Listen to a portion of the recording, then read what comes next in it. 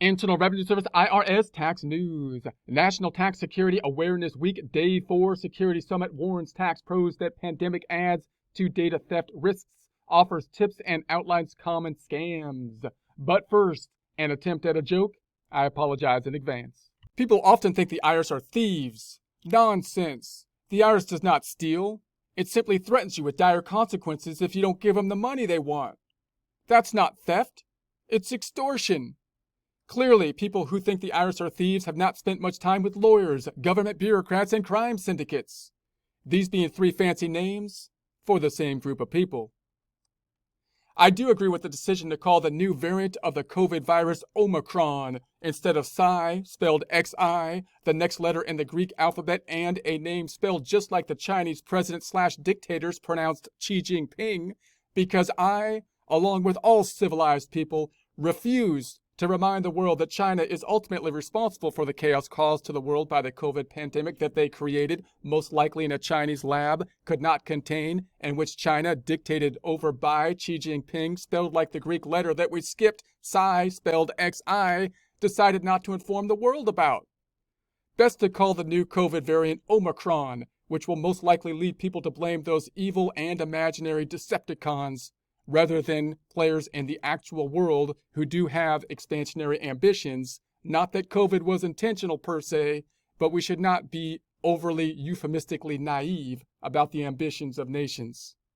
IR 2021-239, December 2nd, 2021, Washington. The Internal Revenue Service, state tax agencies, and nation's tax industry today warned tax professionals that they face additional security risks from cyber criminals seeking to use pandemic and phishing scams to steal sensitive client information. The partners working together as the Security Summit, there's a link to the Security Summit here, urge tax pros to remain focused on security issues and ensure they follow important steps to safeguard their information, including using multi-factor authentication and using a virtual private network, otherwise known as a VPN, to guard against data loss. And Summit partners continue to remind tax pros, both large and small, that they are required to have a security plan in place. This is part of the National Tax Security Awareness Week. Now in its 6th year, the initiative aims to heighten awareness about identity theft and data security measures among other taxpayers, businesses, and tax professionals. This effort is particularly important right now as the 2022 tax filing season approaches and identity thieves continue trying to steal sensitive data to file fraudulent returns. So once again, you have this situation where you got the heightened level possibly of the cyber criminals. Almost certainly there's a heightened level of the cyber criminals due to the downturn in the economy, the tools that are being used in part or many of them to deal with that going through the IRS tax code, and oftentimes being in the form of incentives in the tax code, things like advanced child tax credits, things like the earned income tax credits, things like the stimulus payments, all going through the taxes, which makes the theft of the taxes through identity theft, through stealing information to create a fraudulent tax return, go up.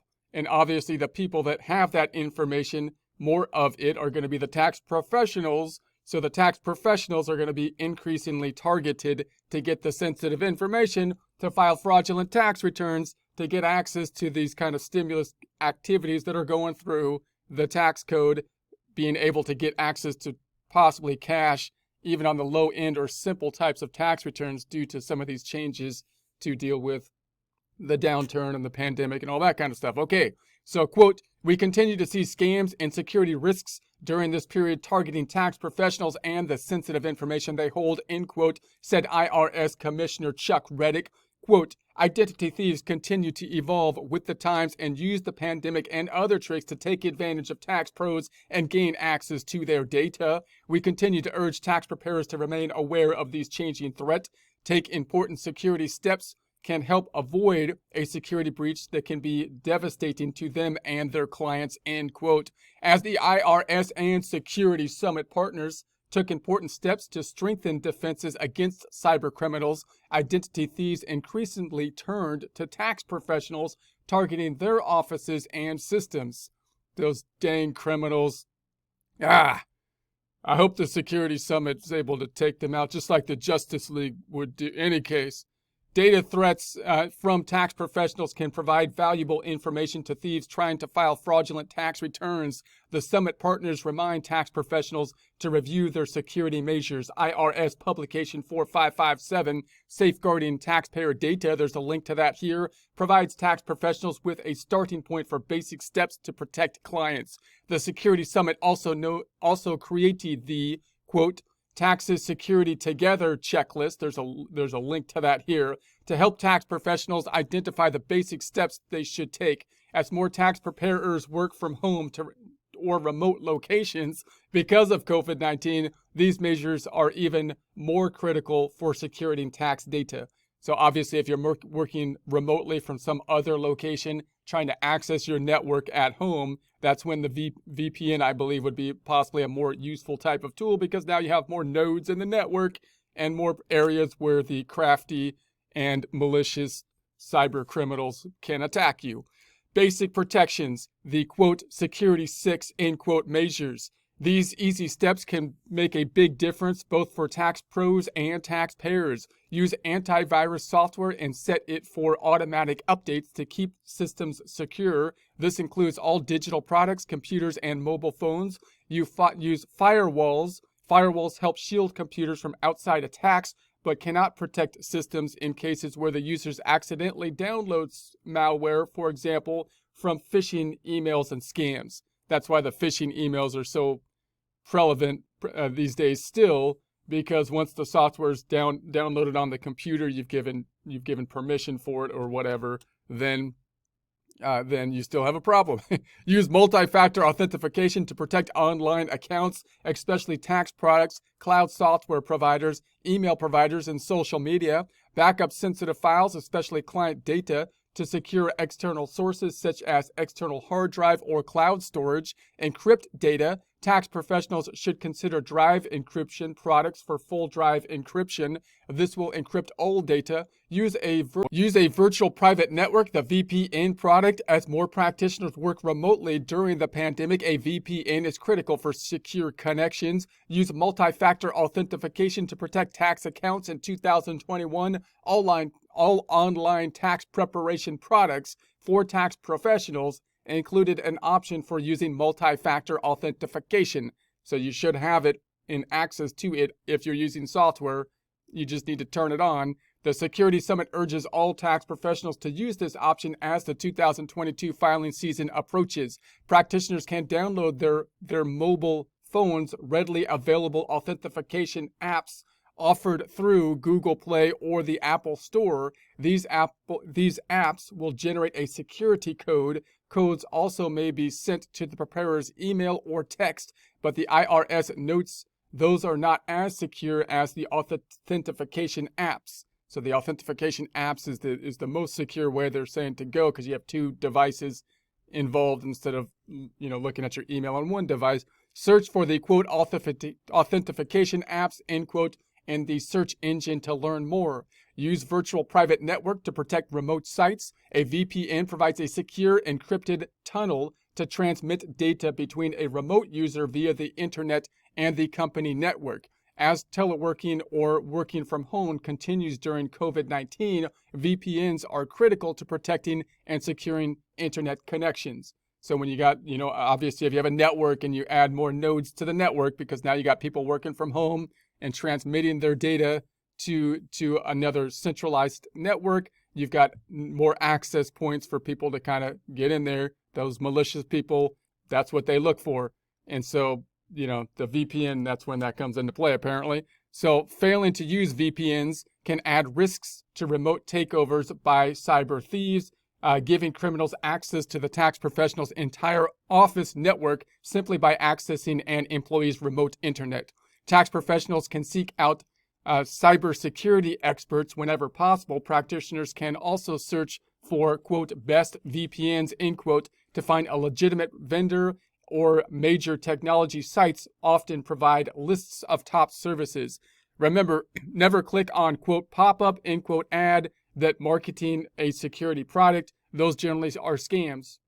So if you get a pop-up saying, we've detected, this many viruses on your computer. We ran a scam, of your computer real quick, and we found these viruses and whatnot. You don't want to go to them because obviously that whole system is a scam in and of itself. So you're paying someone who basically put a virus in essence on your computer in order to tell you that you had viruses on your computer to take the virus off your computer. It's kind of a tricky scam, but it is a scam. So make sure that you're checking independently and researching for the best VPNs out there, and doing the research separate from just kind of an ad that you happen to see, which is most likely some kind of phishing thing, of course.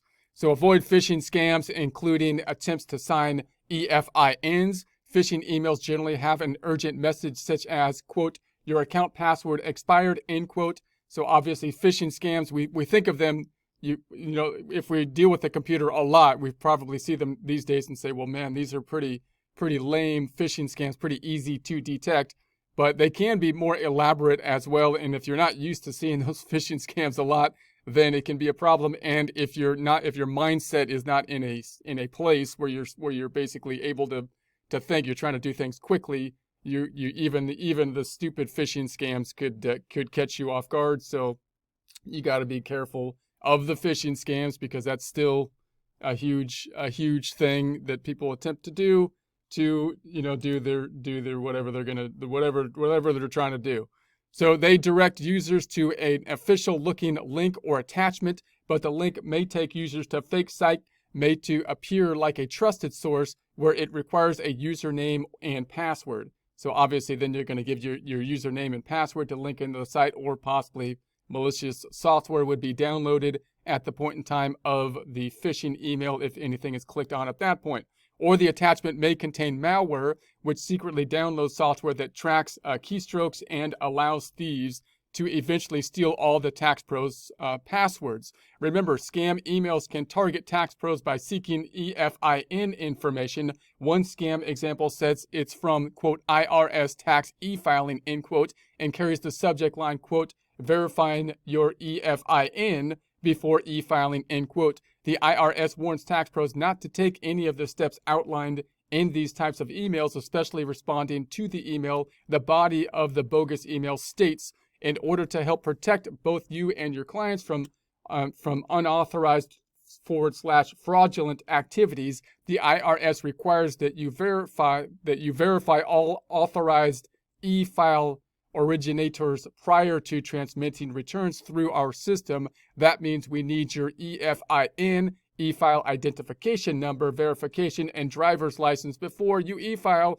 Please have a current PDF copy or image of your EFIN acceptance letter, the 5880C letter dated within the last 12 months, or a copy of your IRS EFIN application summary found at your e-services account at irs.gov, and front and back of driver's license email to order to complete the verification process. Email, fake email address. If your EFIN is not verified by our system, our ability to e-file will be disabled until you provide documentation showing your credentials are in good standing to e-file with the IRS. So then they got a copyright thing down here and everything. It looks very professional. So you can see how, again, the email, they probably send these out, just mass sending them out. But the fact that they're targeting tax professionals means that they're taking more care in some of these emails than they would if they were just to be shooting them out to millions of people without targeting the tax professionals. So the ones that are going to tax professionals, you would expect they might put more time in them, because they're actually lowering, the target. The shotgun it's not so much of a shotgun blast spreading out. Now they're trying to aim a little bit more at specific people, of course, that being us tax professionals, and trying to. So that means they're probably going to put more time into more elaborate or real-looking emails. Tax professionals who receive the scam should save the email as a file and then send it as an attachment to phishing@irs.gov. They also should notify the Treasury Inspector General for Tax Administration, there's a link to that here, to report the Irs Impersonation Scam.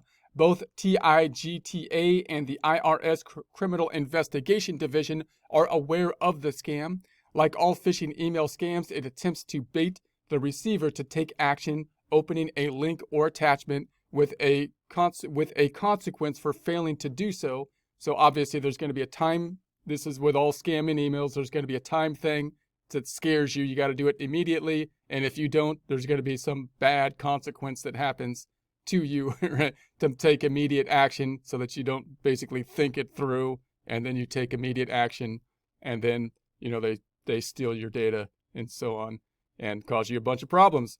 So disabling the account. So the link or attachment may be set up to steal information or download malware into the tax professional's computer. In this case, the tax preparers are being asked to email documents that would disclose their identities and EFINs to the thieves. The thieves can use this information to file fraudulent returns by impersonating the tax professional.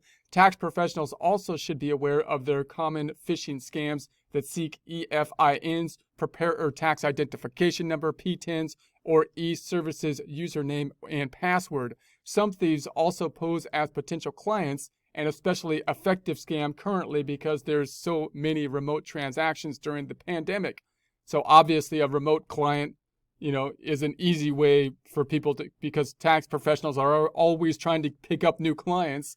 So if you get a new client and they're asking for you to engage with them remotely, that's not uncommon these days. So it's very difficult to kind of fish out or weed out, more difficult than if it were in person, to weed out the fake clients from the other clients. And again, because this information is becoming more and more valuable, then there could resort to not just shotgunning the information to a bunch of people, which means they have to make a very general type of email, but they will actually target a specific tax professional because they have access to more stuff, and they can make, and then they might even follow up with multiple emails to gain trust of the tax professional before they send the one that's the malicious one that's going to ruin their, their whole system here. So the thief may interact repeatedly with tax professionals and then send an email with an attachment that claims to include their tax information. The attachment may contain malware that allows the thief to track keystrokes and eventually steal all passwords or take control of the computer system. Some phishing scams are ransomware scams in which the thief gains control of the tax professional's computer system and holds the data hostage until the ransom is paid. So that's a horrible one. Those Security Summit people should really go after them, just like the Justice League would on those ones. Take those people out. So the Federal Bureau of Investigation, the FBI, has warned against paying a ransom because thieves often leave the data encrypted. So it seems to me if once the ransom has been sent out, and they steal your data and then threaten you with it, then if you pay them, it seems like, they already have the data. It doesn't seem like it's going to be effective at that point. So I would think that the general rule of not paying ransom is probably the good rule. But so in any case, the need for a security plan and data theft plan. The IRS and Security Summit partners remind tax professionals that federal law requires them to have a written information security plan. In addition to the required information security plan, tax pros also should consider an emergency response plan should they experience a breach and data theft. This time-saving step should include contact information for the IRS stakeholder liaison. There's a link to that here, who are the first point of contact for data theft reporting to the IRS and the states. The publication 5293 Data Security Resource Guide for Tax Professionals, there's a link to that here, provides a compilation of data theft information available on irs.gov, including the reporting process. The IRS, state agencies, the private sector tax industry, including tax professionals, work in partnership as the Security Summit to help protect taxpayers from identity theft and refund fraud. This is the fourth in a week-long series of tips. There's a link to those tips here to raise awareness about identity theft. See irs.gov/security summit. There's a link to that here for more details. Also, check out the most recent A Closer Look column on National Tax Security Awareness Week. There's a link to that here. There'll be a link to this in the description.